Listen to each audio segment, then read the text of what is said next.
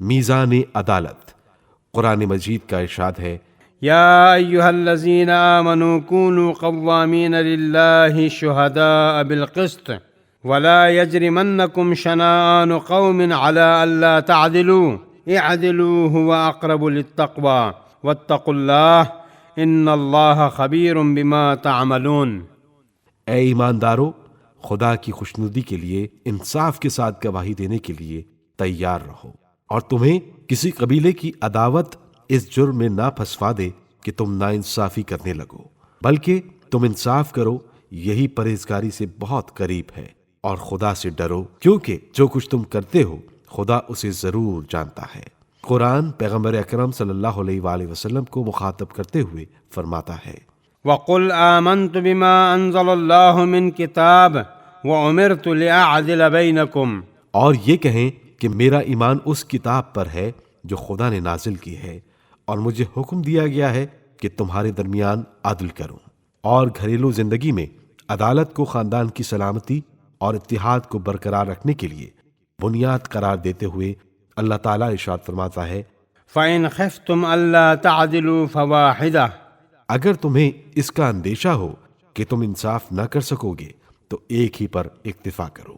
اور اسی طرح اللہ تعالیٰ نے عدالت کو اقتصادی روابط میں اعتدال کے لیے بھی اصل و بنیاد قرار دیتے ہوئے ارشاد فرمایا، وَأَوْفُوا الْكَيْلَ وَالْمِيزَانَ بِالْقِسْطِ، اور ناپ تول میں انصاف سے پورا پورا دینا۔ اور اسی طرح اختلافات کا حل بھی عدالت کے مطابق ہی چاہتا ہے۔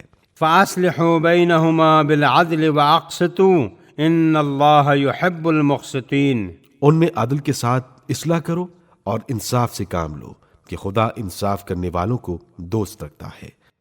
یہاں پر بنیادی سوال یہ ہے کہ اس عدالت کو یقینی بنانے کے لیے کن قوانین و ضوابط اور معیاروں کی ضرورت ہے۔ اس سوال کا جواب بھی امام زین العابدین علیہ السلام کے کلام میں ہی ہمیں ملتا ہے، جہاں آپ علیہ السلام فرماتے ہیں، وَمِيزَانَ قِسْطٍ لَا يَحِيفُ عَنِ الْحَقِّ لِسَانُهُ، قرآن عدالت کا پیمانہ و ترازو ہے، اس کی زبان حق گوئی سے باز نہیں رہتی ہے۔ قرآن سے الفت، ظاہری کہتا ہے کہ مجھ سے امام علی ابن الحسین علیہ السلام نے فرمایا، لو مات من بین المشرق والمغرب لما استوحشت بعد ان یکون القرآن معی، اگر مشرق سے مغرب تک تمام لوگ مر جائیں تو مجھے کوئی وحشت محسوس نہیں ہوگی، اس لیے کہ قرآن میرے ساتھ ہے۔ قرآن اور آخری زمانے کے لوگ۔